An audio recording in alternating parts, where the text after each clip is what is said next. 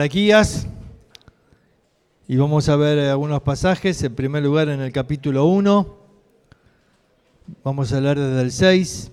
El hijo honra al padre y el siervo a su señor. Si pues soy padre, ¿dónde está mi honra? Y si soy señor, ¿dónde está mi temor? Dice Jehová de los ejércitos. Oh sacerdotes que menospreciáis mi nombre. Y decís, ¿en qué hemos menospreciado tu nombre? En que ofrecéis sobre mi altar pan inmundo. Y dijisteis, ¿en qué te hemos deshonrado? En que pensáis que la mesa de Jehová es despreciable. Y cuando ofrecéis el animal ciego para el sacrificio, ¿no es malo? Asimismo, cuando ofrecéis el cojo, el enfermo, ¿no es malo? Preséntalo a tu príncipe. ¿Acaso se agradará de ti o le serás acepto? Dice Jehová de los ejércitos. Ahora pues orad por el favor de Dios, para que tenga piedad de nosotros.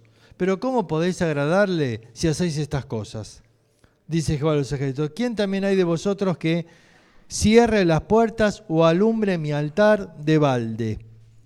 Yo no tengo complacencia en vosotros, dice Jehová de los ejércitos, ni de vuestra mano aceptaré la ofrenda. Porque desde donde el sol se pone, desde donde nace hasta donde se pone, es grande mi nombre entre las naciones, y en todo lugar se ofrece a mi nombre incienso y ofrenda limpia.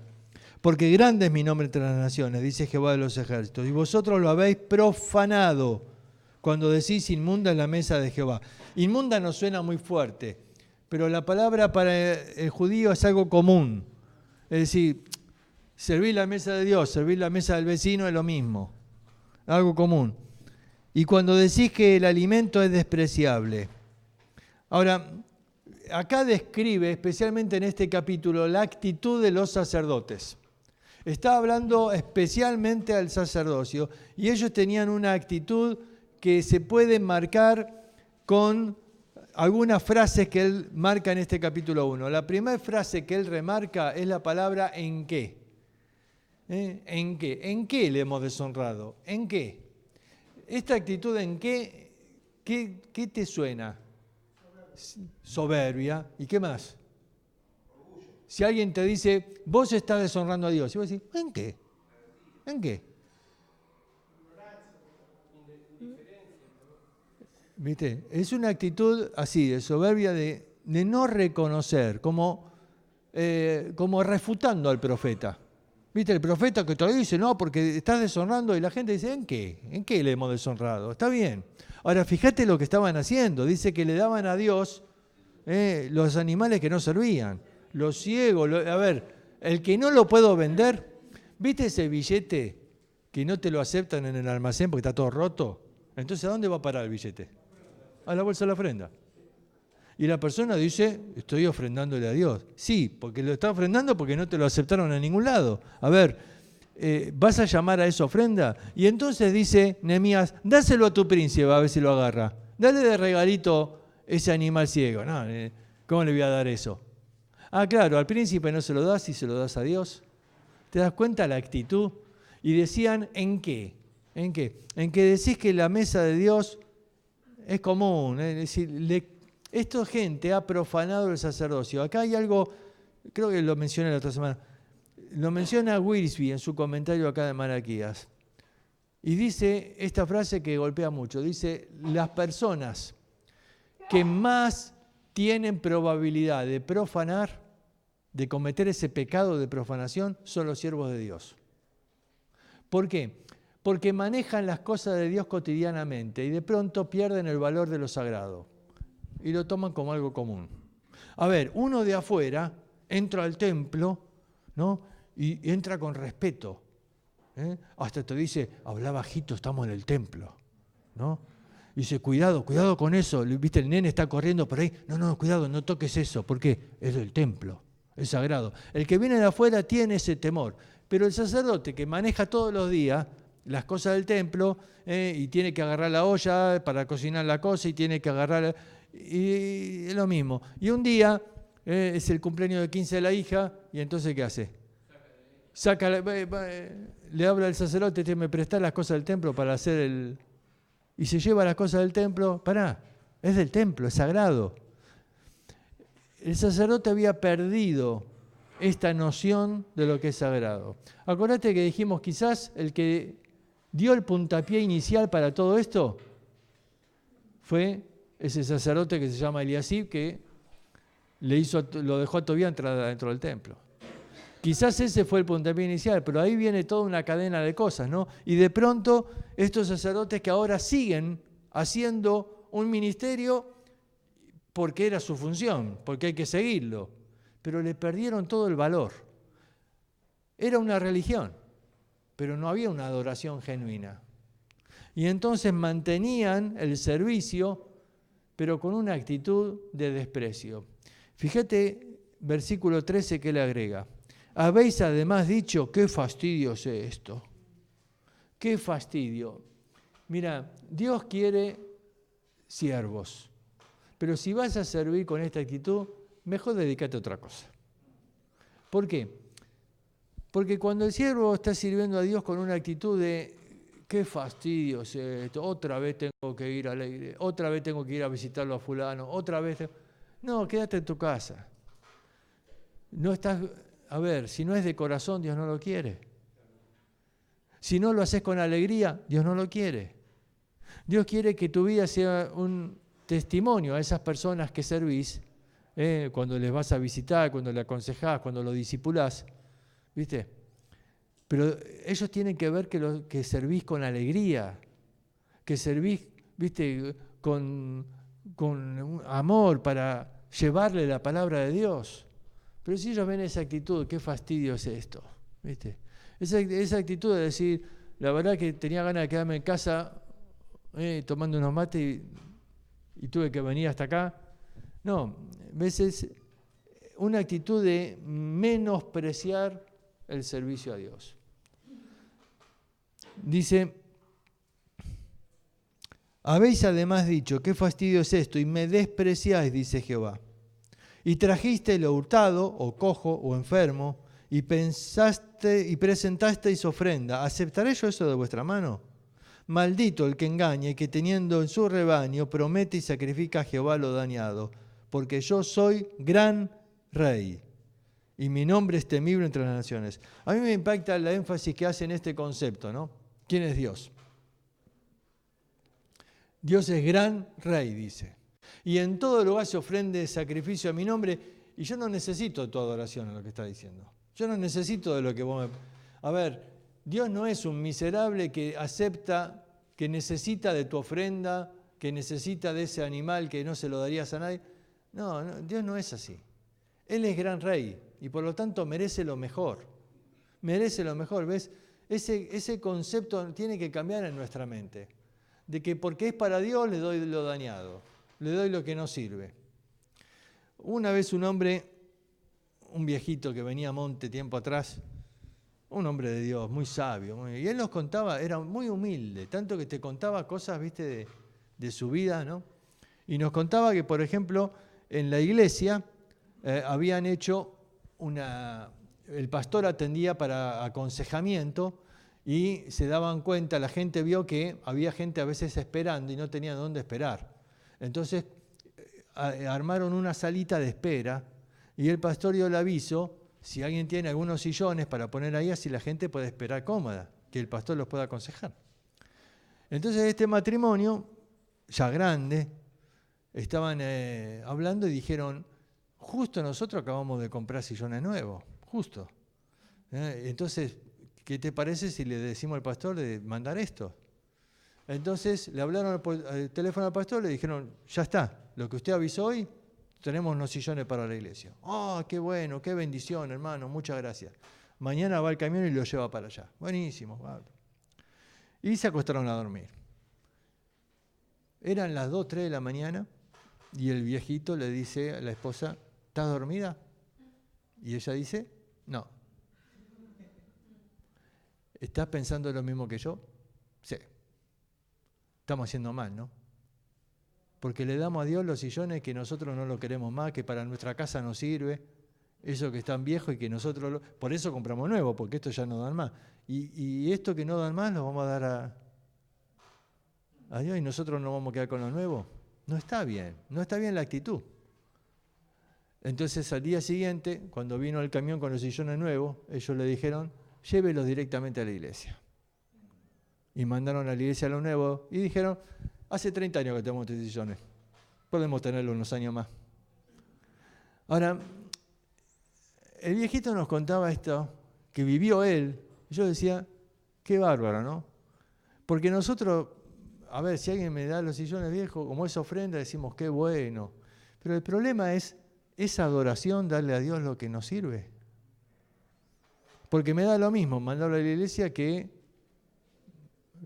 tirarlos, si yo no los puedo tener acá en la casa. Y de pronto entonces esto marcó ahí una lección, ¿no? El concepto de ¿qué es Dios para mí? ¿Cómo lo valoro? ¿Es gran rey? Yo le daría estos sillones viejos al rey como un regalo y le diría, mirá rey, te regalo estos sillones. ¿Y el rey qué me va a decir? Tómatela. Pero Dios agarra todo. Ese es el concepto de un Dios miserable que agarra lo que viene. No, pará, dice Malaquías. Estás muy equivocado en tu concepto de Dios. Dios no necesita de tu sillón, no necesita nada Dios. Dios es gran rey. Lo que vos le des tiene que ser un acto de adoración a ese gran rey. Si no, no se lo des. Y esto, viste, pega, ¿no? Porque muchas veces en nuestro corazón pensamos que Dios acepta todo. Ahora, acá te marca en el capítulo 1 la actitud de los sacerdotes. Y sigue hablando, en el capítulo 2 él va a explicar de dónde nació todo esto de la tarea sacerdotal y demás. Pero cuando llega el capítulo 2, en el versículo, vamos a ir casi hasta el final, dice 13, y esta otra vez haréis cubrir el altar de Jehová de lágrimas, de llanto y de clamor, así que no miraré más la ofrenda para aceptarla con gusto de vuestra mano. Mas diréis, ¿por qué? Porque Jehová ha atestiguado entre ti y la mujer de tu juventud contra la cual has sido desleal, siendo ella tu compañera y la mujer de tu pacto. ¿No hizo el uno, habiendo en él abundancia de espíritu? ¿Y por qué uno? Porque buscaba una descendencia para Dios. Guardaos pues en vuestro espíritu y no seáis desleales para con la mujer de vuestra juventud. Porque Jehová Dios de Israel ha dicho que él aborrece el repudio. Ahora, acá ¿qué está pasando? Dice que ellos han sido desleales con la mujer de su juventud, la mujer del pacto, es decir, la mujer con la cual se habían casado o estaban comprometidos. El pacto era el mismo. Fueron desleales. ¿Qué significa? Dice acá que Dios aborrece el repudio, así que evidentemente está diciendo que ellos le dieron carta de repudio para casarse con la de los otros pueblos. Y fueron desleales. Y entonces acá va al origen, al principio, y dice, ¿cómo nos hizo Dios? Dice, no hizo él uno. ¿A qué se refiere? No hizo él uno. A cuando Dios dice, serán una sola carne. No nos hizo una sola carne. A ver, ese compromiso hizo que vos y tu mujer sean una sola carne. ¿Para qué? Dice. Porque él buscaba una descendencia para... A ver, lo que dice Nehemías. ¿Qué pasaba con la descendencia? ¿Qué pasaba con los hijos? ¿Ves? Vos vas a perder a esos hijos. Vas a perder. Dios busca una descendencia que sea para Él. Y para eso necesita que los padres le transmitan el amor de Dios. Que le transmitan la palabra de Dios.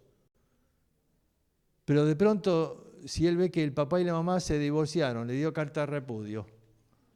Y de pronto el papá que ni lo cuida y que ni sabe hablar, ¿viste?, el idioma de Dios. Y entonces, ¿viste?, ese hijo lo perdés. Entonces, Dios busca una descendencia para él. Y entonces da una palabra que es para mí fundamental en la Biblia, para entender el diseño. Dios aborrece el repudio. Lo aborrece. A ver, este era el concepto de los judíos cuando le fueron a preguntar a Jesús. ¿Es correcto el repudio o no? Porque Moisés permitió. Como diciendo, bueno, si Moisés lo permitió, está bien, ¿no? Y Jesús responde algo. Él dice, Moisés lo permitió por la dureza de vuestros corazones, pero al principio no fue así. Ahí está. Al principio no fue así. Y eso es una mención de lo mismo que menciona Malaquías acá, a cuando Dios nos hizo uno. Ese no fue el plan de Dios, está diciendo. Ese no fue el diseño de Dios.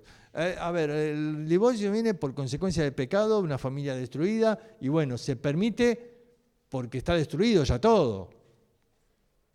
Entonces se permitió por eso, pero Dios lo aborrece porque eso va en contra de lo que Él diseñó, en contra de lo que Él planeó. Y acá entonces está tratando este otro tema, ¿no? Fueron desleales con la mujer del pacto y estaban repudiando a sus esposas judías para casarse con la de otro pueblo. Dice 17, habéis hecho cansar a Jehová con vuestras palabras. Y decís, ¿en qué le hemos cansado? En que decís, cualquiera que hace mal, agrada a Jehová. A ver, está diciendo, a Dios le da lo mismo con quién te cases. No importa, si vos haces bien, haces mal, igual Dios te ama, así que está todo bien. No, pará, esta vez qué tremenda la imagen, ¿no? Que Dios se cansa de escuchar tanta tontería que algunos dicen. No, ¿cómo pensás que Dios se va a agradar igual? Estás haciendo todo mal, estás haciendo en contra del diseño de Dios y pensás todavía que Dios te va a bendecir igual. Dice, eso es ser muy necio. Entonces, capítulo 3 va a tocar el otro tema. Dice desde el versículo 8, ¿robará el hombre a Dios? Pues vosotros me habéis robado. Y dijisteis, ¿en qué te hemos robado? En vuestros diezmos y ofrendas. El otro tema que viste que vimos en Nehemías. Habían dejado de entregar los diezmos y ofrendas. Acordate, el diezmo era para el mantenimiento de los levitas, la ofrenda era para el mantenimiento del templo. Ellos descuidaron tanto el diezmo como la ofrenda. Entonces dice, maldito soy con maldición, porque vosotros la nación toda me ha robado. Traed los diezmos al alfolí. ¿Qué era el alfolí? Era el lugar donde se presentaba la ofrenda, que después era guardada ahí en el depósito. Podríamos decir el altar, pero el altar en realidad es otra cosa en aquel tiempo. Hoy nosotros tenemos la figura del altar, la parte de adelante, especialmente la iglesia católica, ¿viste? Los novios frente al altar. Pero el altar para el judío era el lugar del sacrificio. No, entonces no era el altar, pero era el lugar en el templo donde se presentaba la ofrenda a un sacerdote que era el que la recibía. Y ese lugar, ese espacio era llamado así el alfolí. Traed los diezmos al alfolí y haya alimento en mi casa. ¿Ves que en Nehemías vimos que la casa de Dios estaba abandonada y que no tenían los levitas, dice, alimento? Entonces, claro, ¿cómo vas a servir a Dios y cómo vas a servir con alegría si ni siquiera tenés alimento? Dice que ahí Nehemías menciona a los levitas, dice, y cantores. ¿Sabés qué difícil cantar con el estómago vacío? No le traían alimento. Ahora vos fíjate cómo eso repercute en el gozo en el servicio. Vos me decís, cantá con alegría, Salmo 100, ¿viste? Cantemos con alegría. Sí, cantemos con alegría, pero hoy no desayuné. ¿Viste? La gente no trajo la ofrenda, los diezmos y nosotros no tenemos que comer. ¿Viste lo que te decía de las piezas del dominó? Una cosa lleva a la otra. Estos sacerdotes, vos decís, ¿cómo puede ser que tengan esta actitud? ¿Qué fastidio es esto? Claro, bueno, vos entendés que ellos también estaban descuidados y que habían perdido el gozo del servicio, que estaban viviendo en la miseria porque el pueblo no llevaba el alimento y no tenían ellos campos que sembrar ni nada. Ellos no cobraban un sueldo, ellos vivían del diezmo de la gente. Y algunos estaban abandonando el ministerio. Dicen, no, yo no puedo. Y entonces se iban. Lamentablemente no estamos en una situación muy diferente. Hay muchos misioneros que han abandonado el ministerio por falta de ofrendas.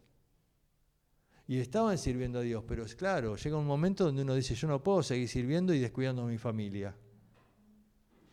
Y hay gente que estaba en nuestros países, vos sabés que no es el tema, así que solo lo menciono. Hay un hombre, Don Fanning, Marcelo lo conoce tanto como yo. Él estuvo acá en Argentina un tiempo sirviendo, visitó mucho nuestra iglesia. Y después está allá, estuvo en Estados Unidos, ahora se jubiló, estuvo en Liberty, encargado de misiones. Y él escribió un artículo llamado Calvinismo y Misiones, hablando de la influencia de cómo en este último tiempo que creció esta doctrina del calvinismo, cómo afectó a las misiones.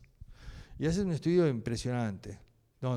Con muchas, te hace pensar por muchas cosas. Pero uno de los datos que me asombró, dice que la ofrenda destinada a la obra misionera bajó un 70%.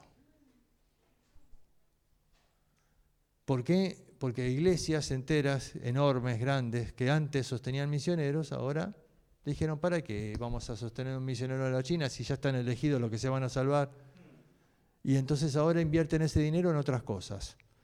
Por ejemplo, en conferencias, en libros, en cosas para proclamar, ¿viste?, esta doctrina, y no va a la obra misionera. Ahora, el misionero que estaba ahí y que ahora no recibe la ofrenda, ¿qué hace? Aguanta un tiempo, pero después de un tiempo dice, no puedo seguir en la obra. ¿No es lo mismo que está pasando acá? ¿No es lo mismo? ¿Ves? Y Dios, a través del profeta que llama y dice, ¿viste?, trae los diezmos, ¿no?, al alfolí. Y acá encontramos un desafío. Es raro. Esto no se encuentra en la Biblia muchas veces. No estudié el tema como para ver si es la única vez, pero si no es la única, pega en el palo. Dios hace un desafío como en contra de su misma palabra. A ver, fíjate lo que dice. Dice,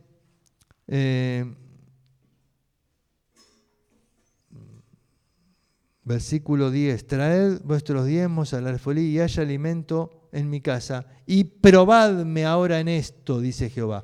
Ahí está el desafío, probadme ahora en esto. ¿Qué decía la ley? ¿Te acordás? En una de las tentaciones Jesús le responde con ese versículo a Satanás. No pondrás, bueno, nuestra versión dice no tentarás al Señor tu Dios. No tentarás al Señor tu Dios. En realidad, Dios no puede ser tentado. Santiago 1:13, Dios no puede ser tentado. Así que no tentarás al Señor tu Dios no tiene sentido. ¿Cómo debiera traducirse? Provocar, probar. Tentar y probar se pueden traducir igual porque la palabra griega es la misma. Es decir, no pondrás a prueba a Dios. No ponerlo a prueba.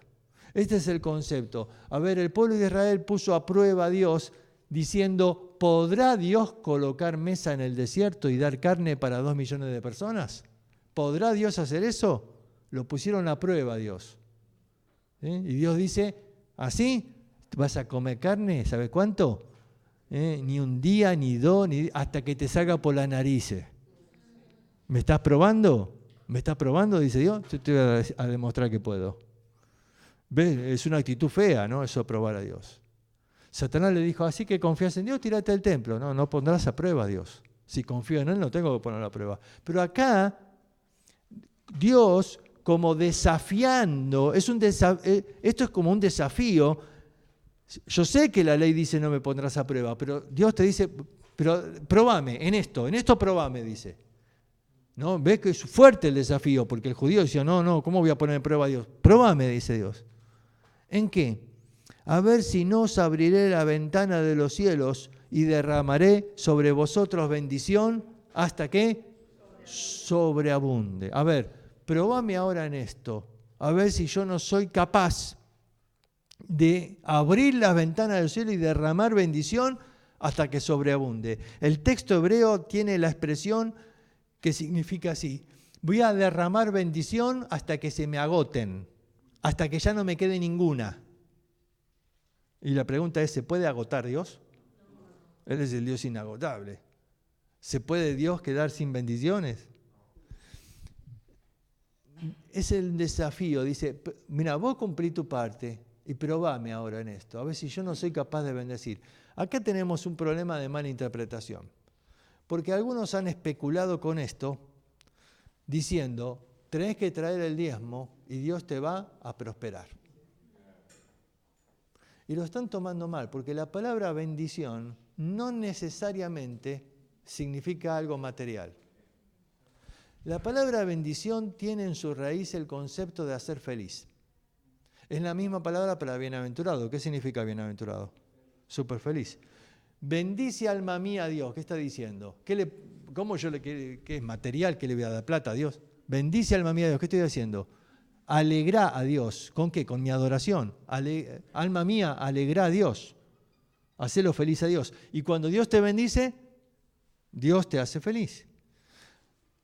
Probame ahora en esto, a ver si yo no soy capaz de hacerte feliz hasta que sobreabunde, hasta que me quede sin nada para darte. No, a veces eso es imposible.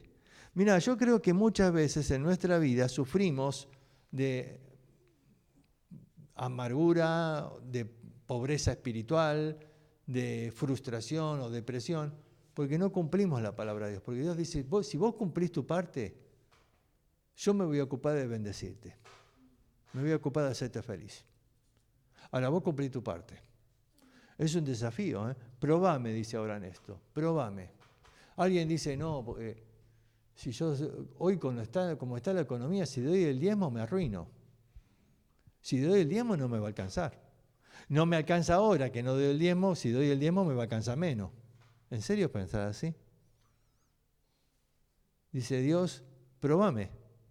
Ahora, no es hoy una ley dar el diezmo, ¿eh? Ley no es. Es una sugerencia, es decir, si antes daban el diezmo, bueno. Ahora, uno puede elegir. En el Nuevo Testamento dice cada uno dé como propuso en su corazón. Así que hoy no es ley. Si vos proponés dar el 2%, bueno, el 2%. Si propone el 5%, si propone el 10%, si propone el 20%, no sé. Cada uno dé como propuso en su corazón. Pero acá estamos hablando del diezmo y dice, probame. El problema no es cuánto das. Ese no es el problema. Porque la viuda dio 2 blancas y el Señor la puso como ejemplo diciendo, esta da más que todos ustedes juntos. Y no tiene que ver con cantidad, tiene que ver con actitud. Así que no tiene que ver con lo que doy, sino en cómo lo doy.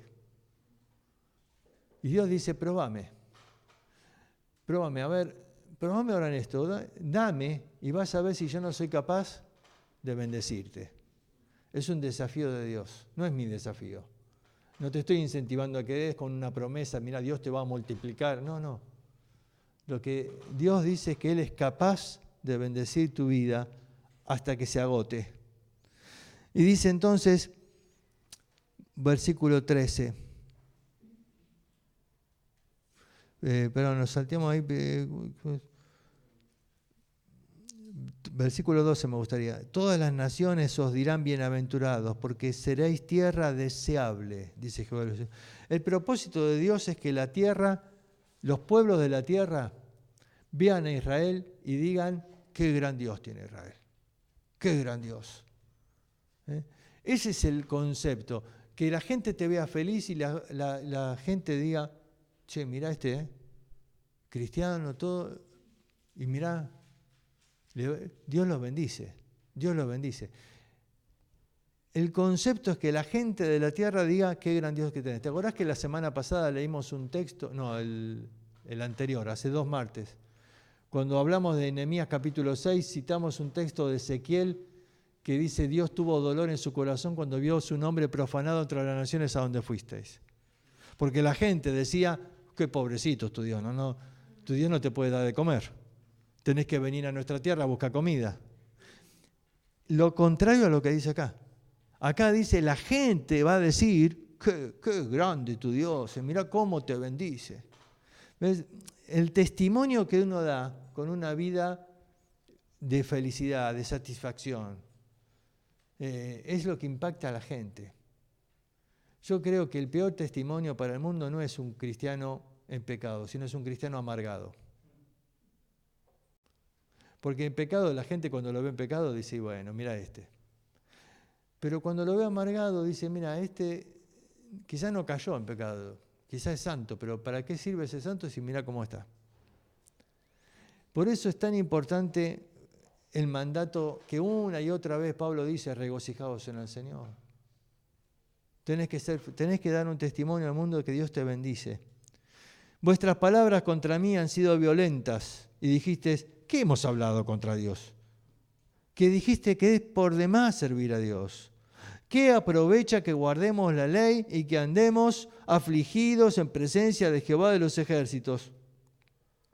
Decimos, pues, bienaventurados son los soberbios y los que hacen iniquidad.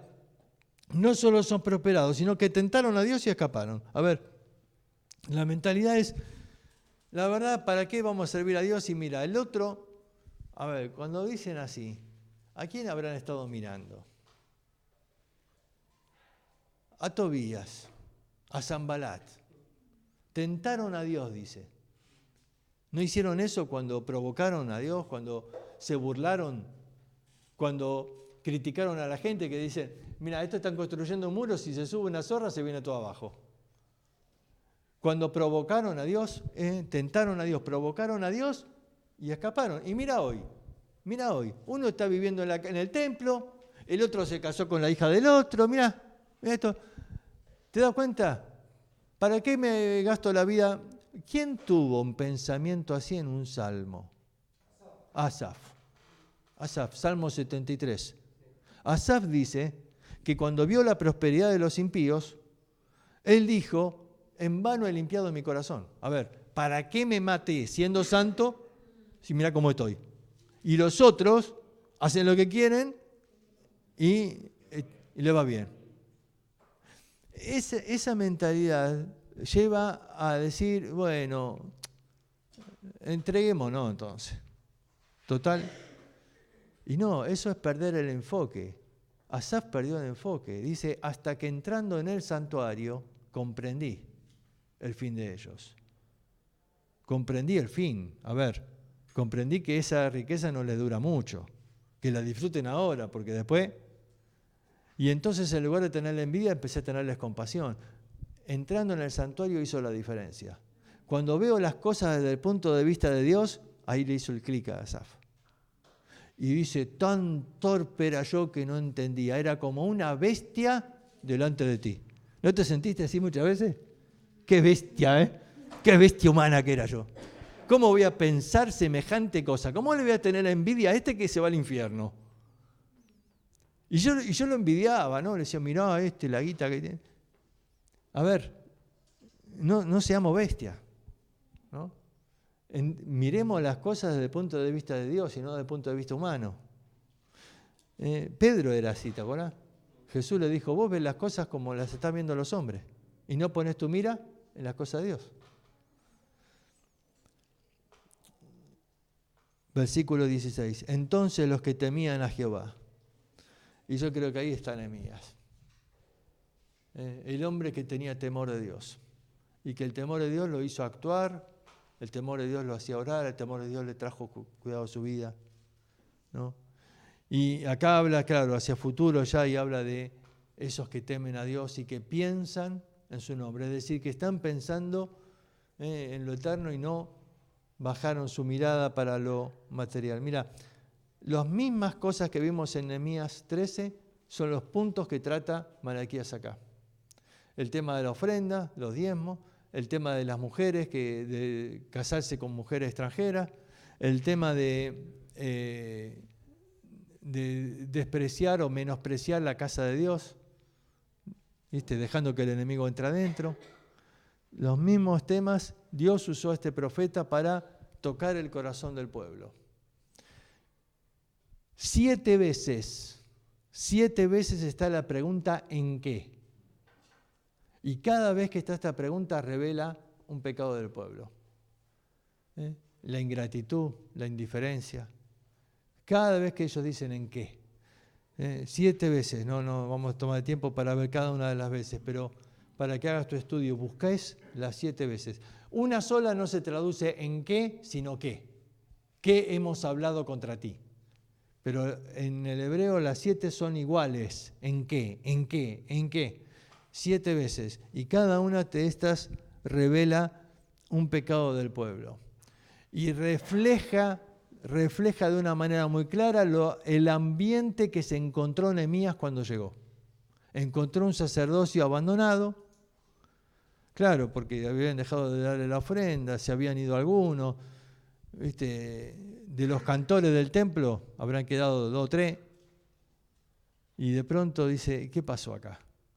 ¿Qué pasó? Hace 13 años yo me fui y dejé todo ordenadito. ¿Y ahora? A mí me llama la atención, ¿no? Porque en Nehemías 10, con toda claridad dice, hicimos la promesa y la firmamos y nos comprometimos y vamos a hacer así. Y duró unos años. Yo tengo temor de que mi vida haga esto, ¿viste? Esto es lo que dice Eclesiastés 5, no, pará, no hagas promesa y después no la cumpla. ¿No? Y ellos habían hecho promesas, pero no la mantuvieron a través de los tiempos. Es fácil empezar la carrera, lo que es difícil es mantenerla a través de los años. Dios toca el corazón y a veces uno dice, sí, Señor, te prometo de ahora en adelante, te prometo que... Y dura un año y después vuelve otra vez. Acá dice, mira, lo que prometés al Señor, tenés que mantenerlo. Y este libro de Malaquías es un desafío fuerte. Y el desafío de Dios, ¿no? Probame. Ponete a cumplir tus promesas. Y yo te aseguro voy a cumplir las mías, dice Dios. Y ves, de una manera tremenda, este profeta fue usado junto con Malaquías para quitar toda esta mentalidad que hubiera destruido la nación en cuanto al ambiente espiritual. En estos 400 años de silencio, el pueblo no fue 10 puntos, pero hubo mucha pasión. Mirá, solamente para terminar, te hago una mención. Dentro de estos 400 años surgió la época de los macabeos. Los macabeos era una familia del pueblo de Israel que hizo una hazaña, porque los sirios habían conquistado y un hombre que se llamaba Antíoco Epífanes era un modelo de lo que será el anticristo un día. Y él había profanado el templo y había puesto la imagen de Zeus en el templo y había sacrificado cerdos en el templo, un desastre. Y a los sacerdotes los torturaba. Y si vos lees Hebreos capítulo 11, cuando habla ahí de que algunos, dice, iban por las cuevas, ¿no? Vagando de acá para allá, escondiéndose. Muchos comentaristas dicen que esa es una descripción del tiempo de los macabeos. Hombres fieles que no quisieron renunciar a la fe y que fueron perseguidos. Y que cuando los agarraban los torturaban y daban la vida. ¿Ves? Esa gente fue una generación previa a la que llegó Jesús. Había hombres fieles. Y claro, llega Jesús, el sacerdocio estaba corrompido, pero había hombres fieles ahí que esperaban al Mesías, que eran fieles a Dios. Había algunos que habían sido torturados por su fe y ahí estaban. Ahora, todo eso, ¿no? Mucho tuvo que ver estos dos hombres, Malaquías y Nehemías. Porque la nación acá se había, pero nosotros decimos, se había bandeado mal, no se habían agarrado para cualquier camino. Y la fe no iba a sobrevivir. Pero acá el mensaje de Malaquías fue poderosísimo. Y el actuar de Nehemías, porque claro, Malaquías puede decir, y vos por ahí sos parte del pueblo y escuchás el mensaje y vos decís, sí, está bien, yo me propongo hacerlo, pero ¿quién saca a Tobías del templo? Y hacía falta una autoridad, hacía falta un líder, que saque a este, que lo eche a la calle, que saque los muebles y que lo agarre de los pelos al otro ¿no? Y Dios usó a ambos, usó al mensajero y usó al líder para poner las cosas en orden. Y esto nos muestra, Dios usa personas, Malaquías y Nehemías quizás ni se conocían y quizás distintos, diferentes, ambos herramientas en manos de Dios. Así que bueno, esto era un poco el final. No sé si a alguien le quedó alguna pregunta de lo que vimos hoy. Sí.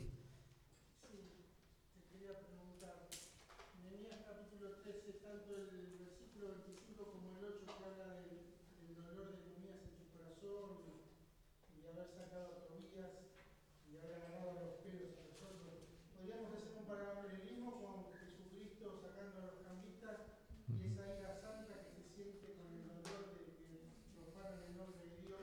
Sí, totalmente. ¿Viste la actitud de Jesús? Habéis hecho de la casa de Dios una cueva de ladrones, ¿no? La indignación de Jesús en ese momento, ¿no? Similar a la indignación y al dolor que sintió Ananías acá. Sí. ¿Alguna otra pregunta o comentario así? Es bueno que aportemos. Este comentario enriquece. Si hay otros así, o preguntas o comentarios.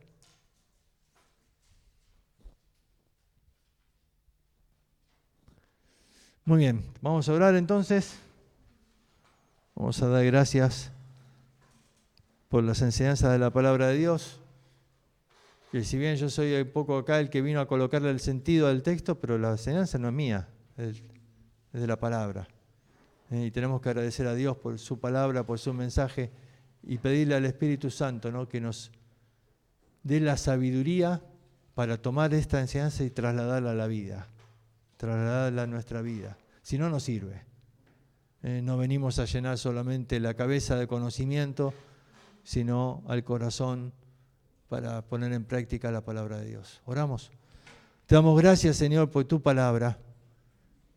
Te damos gracias porque siempre, siempre tienes cosas para enseñarnos a nuestra vida. Y rogamos que a la luz de tu palabra nos podamos examinar y que el Espíritu Santo pueda marcarnos aquellas cosas que debemos corregir. Recién veíamos cómo Malaquías y Nehemías corrigieron puntos específicos que estaban fallando. Muéstranos de la misma manera, Señor, qué son en nuestra vida las cosas que estamos mal. Que no seamos indiferentes, sino que podamos, Señor, tener un corazón sensible para obedecer tu palabra. Y, Señor, gracias por esa promesa maravillosa, ¿no?, de que si nosotros cumplimos, tú eres capaz de bendecirnos hasta que te agotes. Señor, bendice el regreso a nuestros hogares. Nos ponemos en tus manos en el nombre de Cristo Jesús. Amén.